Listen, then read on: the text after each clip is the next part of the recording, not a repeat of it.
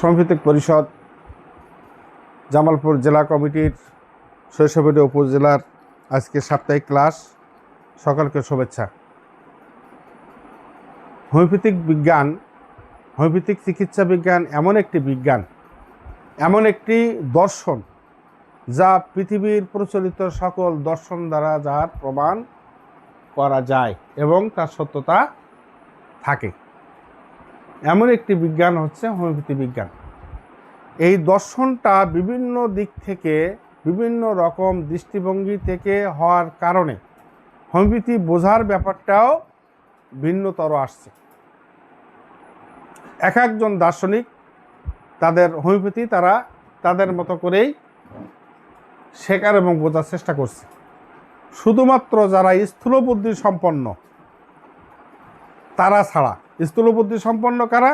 যারা মনে করে যে রোগ হয় দেহে, রোগ হয় স্থানিকভাবে, স্থানীয় পর্যায়ে রোগ হয়, আবার সেখান থেকে রোগের লক্ষণটা সরাই দিলে মানুষ সুস্থ হয়ে যায়।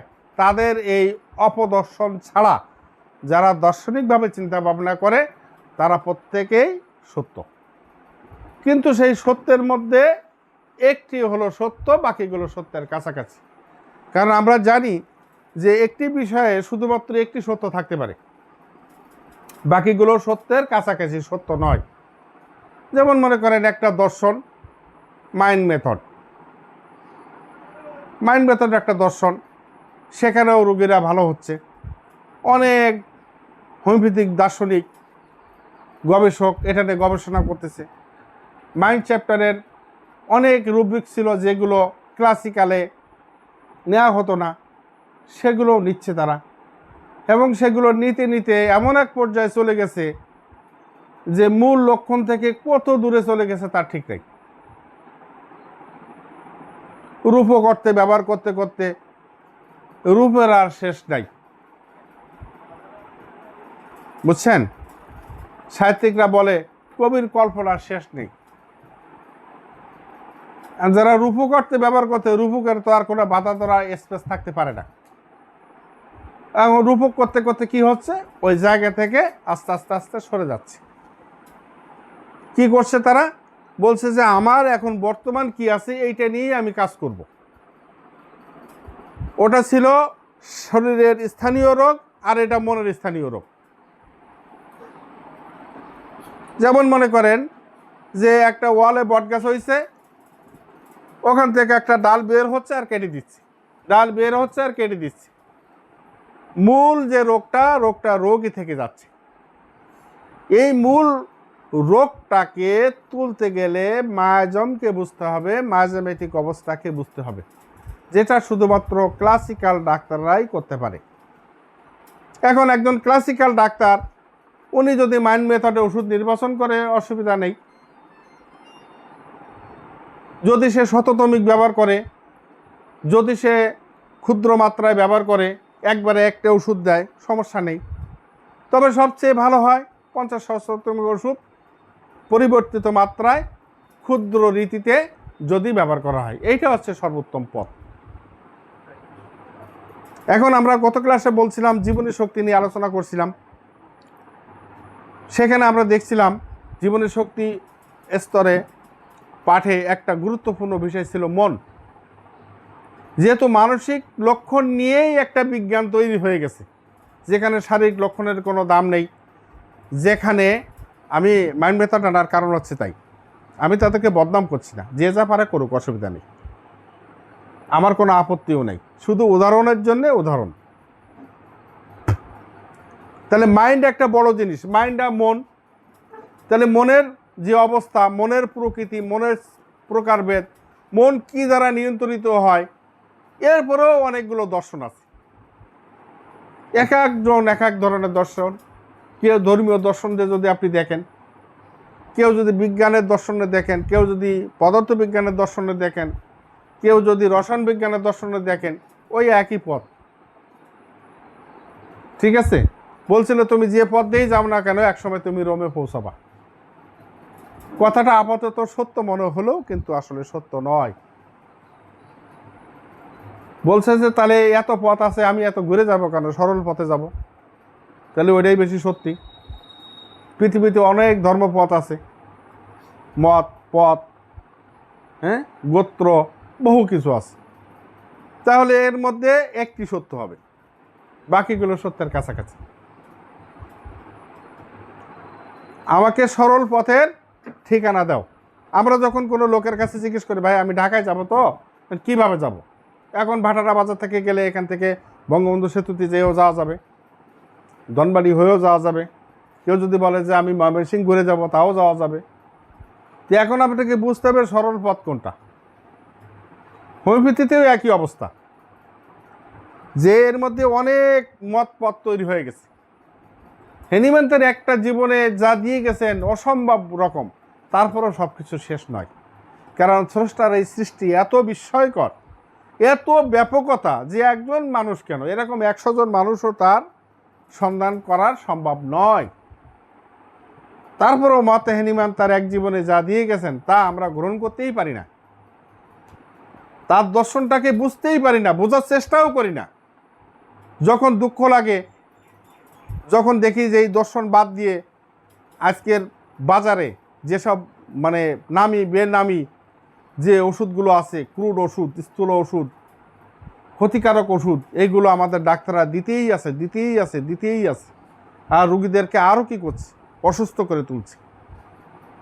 এখন ওষুধ বেরিয়েছে কি, এটা জ্বরের ওষুধ, জ্বরের মধ্যে কি দিয়ে দিচ্ছে, এটা জ্বরের প্যাটেন্ট, এর ভিতরে আপনার বিরয়নিয়া দিচ্ছে, রাস্ট্রক দিচ্ছে, পালসেটেলা দিচ্ছে, সালফার দিচ্ছে, মানে জ্বরের যে কটা ওষুধ আছে সব ওদের দিয়ে দিচ্ছে। এরা নাম্বার কত, 13, 12, 67, 68 এরকম নাম্বার দিয়ে রাখছে। 67 নম্বর ওষুধগুলো জ্বরের ওষুধ, বুঝছেন? এইটা যদি হয়, যদি এখনও হোমিওপ্যাথিক ডাক্তারদেরকে বায়োকেমিক ইউজ করতে হয়, আজকে যদি হোমিওপ্যাথিক ডাক্তারদেরকে হার্বাল ব্যবহার করতে হয়, আয়ুর্বেদিক ব্যবহার করতে হয়, তাহলে দুঃখের আর সীমা থাকে না। এইগুলো হলো স্থূল পর্যায়ের চিন্তাভাবনা। এই স্থূল পর্যায়ের চিন্তাভাবনা থেকে হোমিওপ্যাথি অনেক বছর আগে বেরিয়ে আসছে। এইখান থেকে এসে একটা সূক্ষ্ম দর্শন এখানে দান করাইছে। তাহলে এই সূক্ষ্ম দর্শনটাকে মন কেন্দ্রিক। যেমন আমরা বলছিলাম দেহ কি দিয়ে গঠিত, আমরা বলছিলাম দেহ হলো পঞ্চভূতের দেহ। কয়টা ভূত? ভূত মানে কি? উপাদান। ভূত মানে আবার ওই যে ভূত পেতনি, ভূত না, কিন্তু পঞ্চভূতের দেহ। সেখানে আমরা কি কি দেখছিলাম? ক্ষিতি, অপ, তেজ, মরুদ, বোম। ক্ষিতি মানে কি? মৃত্তিকা বা মাটি। অপ মানে কি? অপ মানে কি? পানি। তেজ মানে আগুন। আর কি? মরুদ। মরুদ মানে কি? আগুন, পানি, মাটি, বাতাস। আর হচ্ছে বোম। বোম মানে কি? ফাঁকা জায়গা, শূন্য, মহাশূন্য। এই সব কিছু আমাদের দেহে আছে, যা আছে বিশ্ব, যা আছে ব্রহ্মাণ্ডে, তা আছে ভাণ্ডে। অর্থাৎ বিশ্ব ব্রহ্মাণ্ডে যা কিছু আছে তা আমাদের এই শরীরের ভিতরে আছে। আল্লাহ এত একজন শিল্পী, এখন এক মহান শিল্পী, যে উনি সব কিছু দিয়ে একটা মানুষ তৈরি করছে। কি ব্যাপার, এটা আমরা বুঝি না। এই মানুষের মধ্যে আরেকটা জিনিস দিছে, সেটাকে বলা হয় বিবেক সম্পন্ন মন। এই মন কি করে? মানুষের জীবনের উচ্চতর লক্ষ্যকে উত্তীর্ণ করে, লক্ষ্যে পৌঁছে দেয়। লক্ষ্য কি? যেখান থেকে আমরা আসছি সেখানেই ফিরে যেতে হবে। আসছে কে? আত্মা, soul, the order of almighty Allah, আল্লাহর একটা হুকুম স্বরূপ। এই আত্মাকে কাটা যায় না। কাটা যায়? ছেদ করা যায়? যায় না। আগুনে পোড়ানো যায়? পানিতে ভিজানো যায়? মাটিতে চাপা রাখা যাবে? কোনো কিছুইতে এই পঞ্চভূত তারা কিছু করতে পারে না। এই জন্য একে বলা হয় অবিনশ্বর। এটা আত্মা হচ্ছে পরমাত্মার একটি ক্ষুদ্র অংশ, এটা সনাতন ধর্মাবলম্বীরা বলে থাকে। যাই হোক, তো ধর্মীয় দর্শনের ভিতরে সনাতন দর্শন একটি উন্নতর, অনেক উচ্চ অঙ্গের একটা দর্শন। এখানে আলোচনা করা হয়েছে যে মনকে মনকে 6টা অংশে ভাগ করা হয়েছে, অর্থাৎ 6টি, যেন আমরা এর 5টা উপাদান দিয়ে গঠিত। মনের প্রকৃতির মধ্যে 6টি অবস্থা আমরা পাই, যাকে আমরা রিপু বলি। রিপু মানে ক্ষতিকর অবস্থা। বিবেক সম্পন্ন মনকে এই 6টা ক্ষতিকর অবস্থা তাকে বিভ্রান্ত করে, আর এই বিভ্রান্তি থেকে তৈরি হয় সুরাত। সুরা থেকে সাইকোসিস, সাইকোসিস থেকে সিফিলিস, সিফিলিস থেকে টিউবারকুলোসিস, অন্যান্য যা আছে। তাহলে দর্শন কি মিলল? এখন আমরা যদি ওষুধ আলোচনা করার সময় এই 6টার দিকে খেয়াল রাখি, ওষুধকে আমরা 6 ভাগে ভাগ করে ফেলতে পারবো খুব সুন্দরভাবে। তাহলে আমাদের জানতে হবে তো যে 6টা ক্ষতিকর উপাদান কি আছে, 6টি ক্ষতিকর প্রভাব কি আছে যা আমাদের মনকে কলুষিত করে। মন কলুষিত হলে তো সব শেষ। যদি কোনো দেশের বিচারক যদি খারাপ হয়, সেই দেশ কি ভালো চলবে? হ্যাঁ, শাসক অনুযায়ী কি হয়? প্রজা হয়। শাসক যদি ঘুষ খায়, প্রজারা অন্যায় করবে। শাসক যদি অন্যায় করে, ঘরে ঘরে দুর্নীতি বাড়বে, আমরা জানি। তাহলে আমাদের এই যে শাসক ছিল, জীবনী শক্তি, যে আমাদেরকে অপ্রতিরোধ্যভাবে আমাদের দেহ যন্ত্রটাকে শাসন করে, তার মন্ত্রীকে, তার মন্ত্রী হচ্ছে মন। মন যা পরামর্শ দেয় সে তাই করে। তাহলে মন্ত্রী খারাপ বলে বড় বিপদ আছে। এই মন্ত্রীকে আবার কুমন্ত্রণা দেয় 6টি খারাপ প্রভাব। সেই 6টা কি বলা হয়? রিপু। রিপু কয় প্রকার? 6 প্রকার। কি? কাম। কাম কাম কি? মানুষের কামনা বাসনা। সেটা যৌন হতে পারে, অর্থ হতে পারে, ক্ষমতা হতে পারে। কামনা করে, কামনা। একটা মেয়ে এখান থেকে চলে যাচ্ছে, সুন্দরী মেয়ে,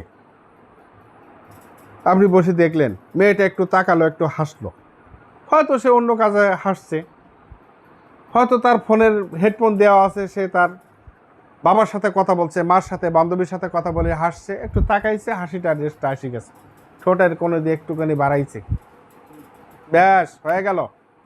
এইটা নিয়ে চিন্তা ভাবনা, কল্পনা, রাত্রের ঘুম নষ্ট হয়ে গেছে।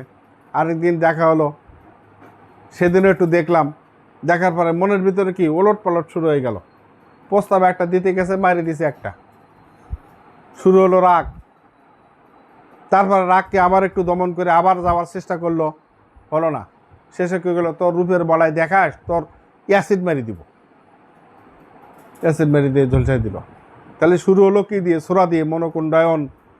তারপরে সে পরিকল্পনা করলো তার সাথে দেখা সাক্ষাৎ করার জন্যে, তাকে বসানোর জন্যে। এটা সাইকোটিক। যখন অ্যাসিড মেরে দিল তখন কি হলো? ডিস্ট্রাকটিভ। অর্থাৎ কি? সোরা, সাইকোসিস, সিফিলিটিক। সিফিলিটিক কি ধ্বংসাত্মক না? তা কি মেলে? দর্শনের সাথে কি মেলে? তাহলে কাম। এটা কি? ক্রোধ। ক্রোধ মানে কি? রাগ বা ক্ষোভ। আমাদের যে রাগ হয়, আমরা রাগ প্রকাশ করি, আমরা ওষুধ পাই, অনেক রাগ, সামান্য রাগ, খিটখিটে রাগ, রাগ নিয়ন্ত্রণ করতে পারে না, রুগী পাই না আমরা। তো রাগের দৃষ্টিকোণ থেকে তো আমরা ওষুধগুলো আলাদা করে ফেলতে পারি। এবার আসে ক্ষোভ। রাগ আছে, রাগ প্রকাশ করতে পারি নাই, মনের ভিতরে আটকানো আছে। রাগ নিয়ন্ত্রণ করার জন্যে তার বিভিন্ন ধরনের রোগ হয়, ওষুধ আছে না আমাদের। তা আমরা যদি ওষুধকে এইভাবে শিখি, তাহলে তো আমরা এইভাবেও শিখতে পারি। আমার কথা হচ্ছে, আপনি যেভাবে শেখেন সেটা বড় কথা না। বড় কথা হচ্ছে আপনি রুগীকে সঠিক ওষুধ দিবেন। আপনি যে পথে আসেন, আর ওষুধ দেওয়ার সময় আপনাকে 50-100 ওষুধ ক্ষুদ্র মাত্রায়, পরিবর্তিত মাত্রায় দিতে হবে। এইটা হচ্ছে রোগ সারার মূল কথা। তাহলে কাম গেল, ক্রোধ গেল। তারপর কি? লোভ। লোভ, মানুষের লোভ আছে না? এই লোভ থেকেও তো আমাদের অনেক রোগ হয়, এবং এই লোভের অনেক ওষুধও আছে। তাহলে কি গেল? কাম, ক্রোধ, লোভ। এবার মদ। মদ মানে কি? মদ মানে কি? হিংসা, দেশ। হিংসুটির ওষুধ কি আমাকে নাই? হ্যাঁ, ওই যে একটু আগে রুগী বললো কি, আমার বিছানায় আমি কারোর উঠতে দিই না। আমার বিছানায় উঠবে কেন? আমার বিছানায় উঠতে পারবে না। তা এই বিছানায় উঠতে পারবে না, ওষুধ তো আছে, ওষুধ তো দিছি, ইনশাল্লাহ কাজও হবে। আজকে সকালের ঘটনা। আর কি? মাৎসর্য। 6 নম্বর কি? মাৎসর্য। মাৎসর্য কথার অর্থ হচ্ছে হিংসা, পরশ্রী কাতরতা। কত সুন্দর সুন্দর ওষুধ আমাদের আছে, হিংসা করার ওষুধ নাই? কি আছে? ল্যাবরেটরিতে অনেক ওষুধ আছে, আমরা হিংসার ওষুধ শুনে আমরা ল্যাকিসিস দিয়ে দিব। ল্যাকিসিস ছাড়াও ওষুধ আছে, পরশ্রী কাতরতার অনেক ওষুধ আছে। তাহলে যদি আমাদের সব ওষুধগুলোকে আমরা 6টা ভাগে ভাগ করে ফেলতে পারি, তাহলে ওষুধের সংখ্যা কিন্তু কমে যাবে। বাকি যারা থাকবে সেগুলো আবার একটা অন্য ক্রাইটেরিয়া দিয়ে আমাদের নিতে হবে। তাহলে এই মনের যে 6টা অবস্থা, এই 6টা জিনিস মনকে আক্রান্ত করে। আপনি এই আক্রান্ত অবস্থা থেকে যদি মনকে আপনি নিষ্কৃতি না দিতে পারেন, মনকে যদি আপনি মুক্ত করতে না পারেন, তাহলে ওই রুগীটা কি সুস্থ হবে? তাহলে টিউমার আসলে একেবারে হাতে টিউমার হয়েছে শক্ত, কি ওষুধ দিই আমরা? যাও ক্যালকেরিয়া ফ্লোরিকাম 6S খাও, আর একটু গরম পানি খাও, সারি যাবে। এই চিন্তা ভাবনা কোন জায়গা থেকে আসে? কে শেখাইছে? এর উস্তাদ কেডা? এদেরকে কে শিখাইছে? কোন জায়গাতে শিখছে এরা? সাইনবোর্ড মারে তো বড় হোমিওপ্যাথি সাইনবোর্ড, আমি হ্যানিম্যানের অনুসারী,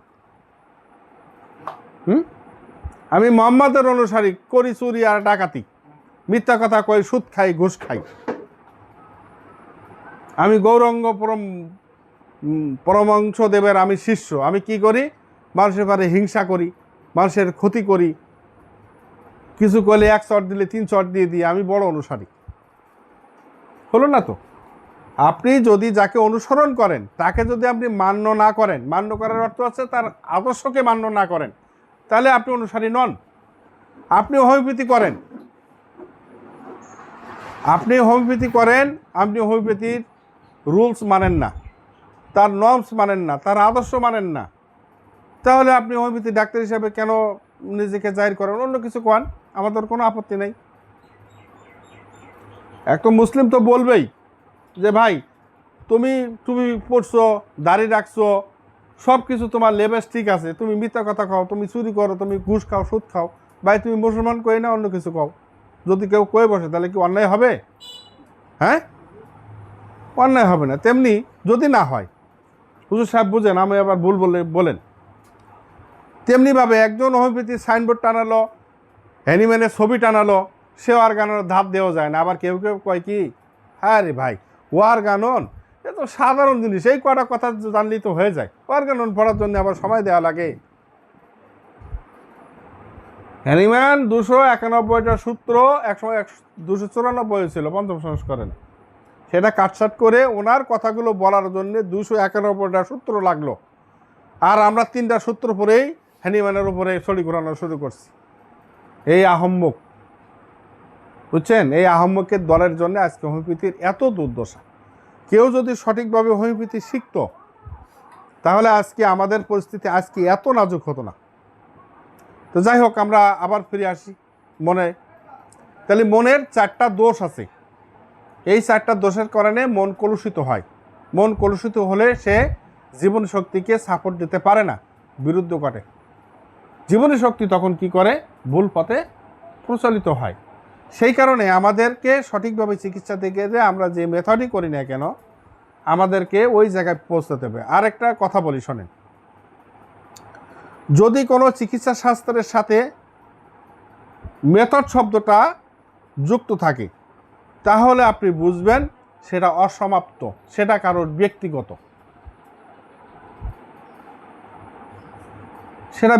সেটা সার্বজনীন নয়।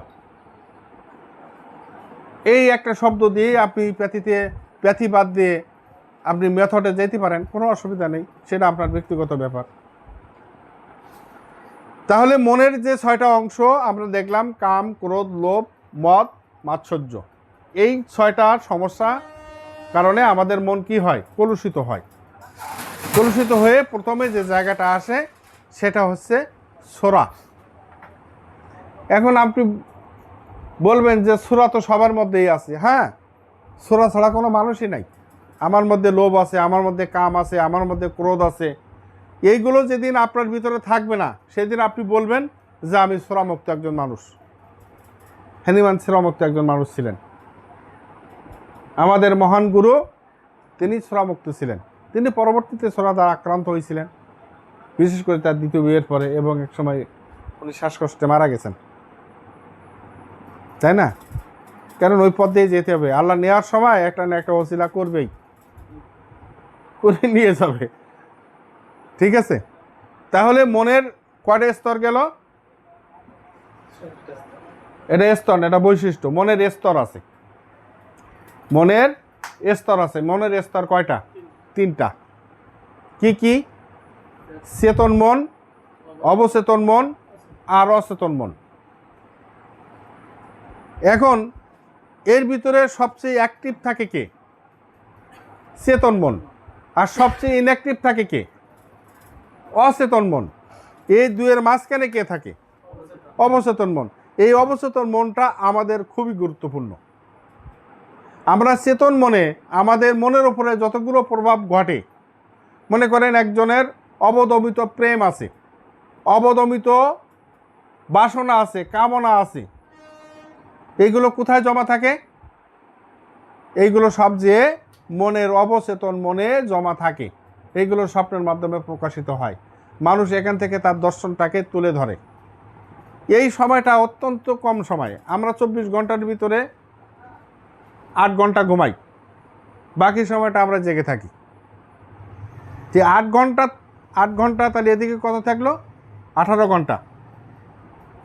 কত? 16 ঘন্টা।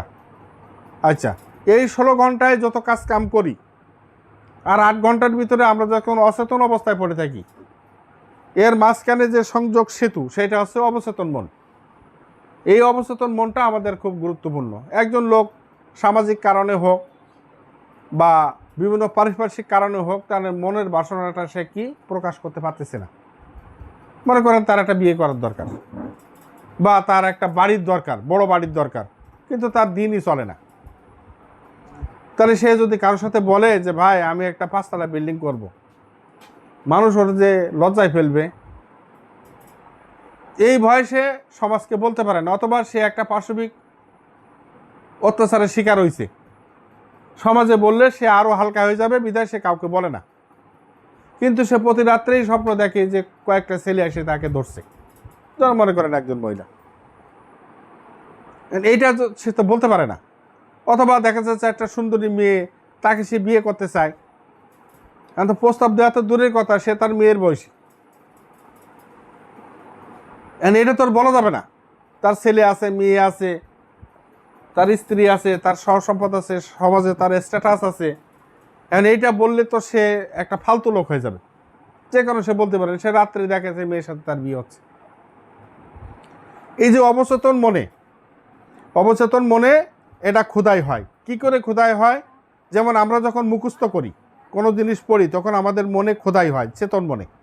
এটা আমরা স্মরণে রাখি। এইটা যতটা সফল হয়, অবচেতন মন তার চেয়ে বেশি সফল হয়। কারণ অবচেতন মন থেকে মানুষ আস্তে আস্তে আদর্শে অথবা অনাদর্শে চলে যায়। যেমন মনে করেন এই যে মুসলিম উম্মাকে খাটো করার জন্যে, তাদেরকে পথচ্যুত করার জন্যে খ্রিস্টানরা এই আমাদের নেটের ভিতরে কিছু জিনিস দিয়ে দিছে। এইগুলো আমাদের ছেলেমেয়েরা বারবার দেখতেছে, এমনকি বড়রাও দেখতেছে। দেখে দেখে অবচেতন মনে একটা জিনিস তৈরি করে ফেলছে, ক্ষতিকর জিনিস, খারাপ জিনিস। সেই জিনিসগুলো থেকে একসময় কিন্তু এটা উচ্চারিত একটা গাছ তৈরি হয়ে যাবে। অবচেতন মনে একটা জিনিস দেখতেছে। যেমন মনে করেন চেতন মনে একজন বলল, যেমন কালকে শেরপুর গেছি, এক ডাক্তার বড় এক বোতল ওষুধ দিছে। আমি বললাম যে স্যার এটা আবার কি ওষুধ? আমি তো 50-60 ব্যবহার করেন। বললো এটা সেক্সের ওষুধ। সেক্সের ওষুধ আপনি ব্যবহার করেন কেন? আপনি না ক্লাসিক্যাল ডাক্তার? বললো আমি আগে তো ব্যবহার করতাম না, আমি আগে ব্যবহার করতাম না, এখন দেখি ও ব্যবহার করে। একজন এসে আমার কাছে চাইলো, কিনে দিতে বললো, আমি কিনে দিলাম। সে এসে বললো আমি খুব ভালো আছি। তার মানে কি, সে চেতন মনে তার বিবেক বুদ্ধি দিয়ে এটাকে সে গ্রহণ করতে চায় নাই, কিন্তু অবচেতন মনে খোদাই হতে হতে হতে হতে একসময় সে কি করছে, সেটা সে বিক্রি করা শুরু করে দিচ্ছে। তাহলে অবচেতন মন থেকে এখানে আমাদের নীতি আদর্শ, আমাদের যে উচ্চতর বাসনা, আমাদের মনের, ওই যে বলছিলাম বিবেক সম্পন্ন মন আমাদের জীবনের মত উদ্দেশ্যকে ফুটায় তোলার জন্য সে কাজ করে। এই অবচেতন মনে যদি আঘাত হয়, সেই আঘাতটা চেতন মনের থেকে আরও শক্তিশালী হয়। এই অবচেতন মন থেকে আমরা স্বপ্ন দেখি, আমাদের মনের বাসনাগুলো তৈরি আসে। এখন রুগীলিপি করার সময় যখন জিজ্ঞেস করি যে আপনি ঘুমালে কোনো স্বপ্ন দেখেন, বলে যে স্যার আমি নিয়ে আসি টিউমার নিয়ে, আপনি জিজ্ঞেস করেন আমার কাছে কি স্বপ্ন দেখি। এটা একটা ফালতু কথা না, মোটেই ফালতু না। হয়তো রুগীর কাছে ফালতু, কিন্তু আমার কাছে এটা ফালতু না, কারণ অবচেতন মনের এই অবস্থাটাকে আমাকে ভালো করে বুঝতে হবে, আমাকে জানতে হবে।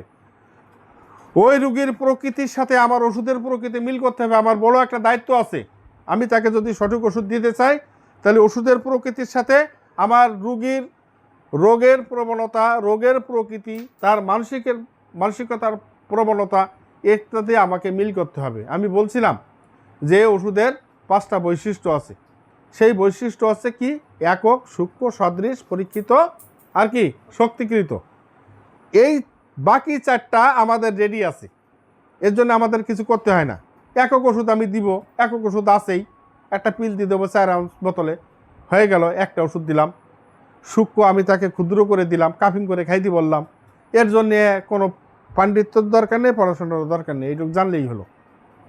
শক্তিকৃত ওষুধ কিনবো, পরীক্ষিত ওষুধ কিনবো, সব রেডি আছে।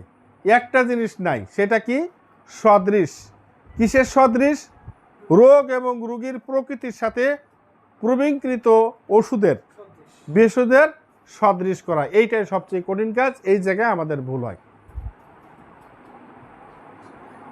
আমরা কি ব্যাপারটা বুঝতে পারছি?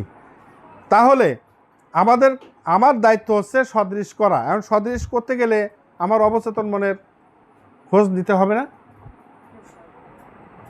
তো অবচেতন মনের সবচেয়ে যেটা ঘটে সেটা 2 ভাবে। একটা আছে রুগী মনে মনে এটা চিন্তা করে, ভাবে, তার মানসিকতা, সে কাউকে প্রকাশ করে না অথবা করে সামান্য কিছু। আরেকটা হচ্ছে কি, তার স্বপ্নের মধ্য দিয়েই তৈরি হয়েছে। এই যে স্বপ্ন, এই স্বপ্ন কি নিরর্থক? মোটেই না। এই স্বপ্নের অনেক ব্যাখ্যা আছে। স্বপ্নের দ্বারা মানুষ ভবিষ্যৎও দেখতে পায়, যদি ব্যাখ্যাকাররা সঠিক ব্যাখ্যা করতে পারে। আল্লাহ তাআলা স্বপ্ন যে আল্লাহ বলছে আমি তো নিরর্থকভাবে কিছু করি নাই, তাহলে স্বপ্নটা যে করলো এটা কি নিরর্থক? এটা ধর্মীয় ব্যক্তিরা এরা চিন্তা করতে পারে। এর সাথে ধর্মীয় দর্শনের সাথে আমাদের হোমিওপ্যাথির মিল আছে। ধর্মীয় দর্শন যেটা বলছে যে হ্যাঁ এই স্বপ্নের গুরুত্ব আছে, আমার হোমিওপ্যাথি বলছে এর গুরুত্ব আছে। অন্য প্যাথি, অন্য পথের লোকেরা বলছে হ্যাঁ দূর মিয়া, বাদ দেন তো, ও সব আমার কী কাজে লাগে? কোনো কাজে লাগে না। তাহলে সমস্ত দর্শন, সমস্ত বিজ্ঞানের যে মিলবন্ধন করছে, সেই অতীব আধুনিক, অত্যাধুনিক বিজ্ঞান, সত্যিকার বিজ্ঞান আমার হোমিওপ্যাথি। একে জানা এবং বোঝা এবং একে লালন করা, একে শ্রীবৃদ্ধি করা এত সহজ কাজ নয়। সুতরাং আমরা যদি সঠিক ওষুধ নির্বাচন করতে চাই, তাহলে আমাদেরকে কি করতে হবে? হোমিওপ্যাথির দর্শনকে জানতে হবে, হোমিওপ্যাথির অর্গানন অফ মেডিসিনকে ভালোভাবে জানতে হবে, বুঝতে হবে। এবং শুধু জানলে আর বুঝলে হবে না, এটাকে নিজের জীবনে চর্চা করে দেখাতে হবে যে হ্যাঁ আমি পারি। তাহলে আপনি ডাক্তার, আপনার কয়জন রুগী ভালো হয়েছে, কয়টা রুগী আপনি প্রতিদিন দেখেন, কয় হাজার টাকা ইনকাম করেন, এইটা দিয়ে একজন আদর্শ হোমিওপ্যাথকে নির্বাচন করা যাবে না। কারণ কি জানেন? সৎ লোকের বন্ধু কম, অসৎ লোকের বন্ধু বেশি, পীর সাহেবের আবার মুরিদ বেশি। কিন্তু একজন আলেম, একজন সত্যিকার আলেম যিনি, ওনার শিষ্য সংখ্যা খুব কম। আদর্শ সবসময় কিসে হয়? সংঘাত হয় আদর্শে, আদর্শে, অনাদর্শে হয় না। আপনি একজন আদর্শ মানুষ, আমি একজন আদর্শ মানুষ, আপনি বিপদে পড়লে আমি আপনাকে সহযোগিতা করবো না, বলবো যে কি মাস্তানি দেখাইছিলে, ঠেলা খাও এখন। আবার বলছে সরে সরে মাস্ত তো ভাই, বলছে না? অসৎ লোকদের সাথে এত বন্ধুত্ব, এটা কোনোভাবেই করা যায় না। আমি একজনকে বলছিলাম যে এই ও বিপদে ফলে তুই দৌড়াস কেন, ঘটনাটা কি? একজন সৎলোক তো আরেকজন সৎলোকের যায় না। বলছে যে আমরা দুজন মিলে অনেক অকাম করছি, এখনও যদি পুলিশের কাছে ধরা পড়ে পিঠান দিয়ে কয় আমার নাম কয় আর ওই অকামের নাম কয়, তাহলে আমিও তো মরবো। আর নিজের বাঁচার জন্য ওদের বন্ধুত্ব খণ্ডন হয় না, কিন্তু যখন আদর্শের লড়াই হয় তখন ওর আদর্শ মরে গেলে আমার আদর্শটা উঠে যাবে। দেখছেন এই যে মানুষের যে মানসিকতা, এইটা জাজ করার জন্যে, এটা বিচার করার জন্যে, বিশ্লেষণ করার জন্যে, এবং এই বিচার বিশ্লেষণ করে সঠিক ওষুধ দেওয়ার জন্যে আমাদেরকে অবশ্যই অর্গানের কাছে ফিরে যেতে হবে। তাহলে আমাদের আজকের আলোচনায় আমরা দেখলাম মনের অবস্থা, মনের প্রকৃতি এবং মনের স্তর, যা প্রত্যেকটা জিনিস আমাদের হোমিওপ্যাথিতে ওষুধ সঠিকভাবে নির্বাচন করার জন্যে প্রয়োজন হয়। এবং আমরা এইভাবে যদি আগাই তাহলে আমরা হোমিওপ্যাথিকে আরও অধিকভাবে বুঝতে পারবো। ধন্যবাদ সকলকে।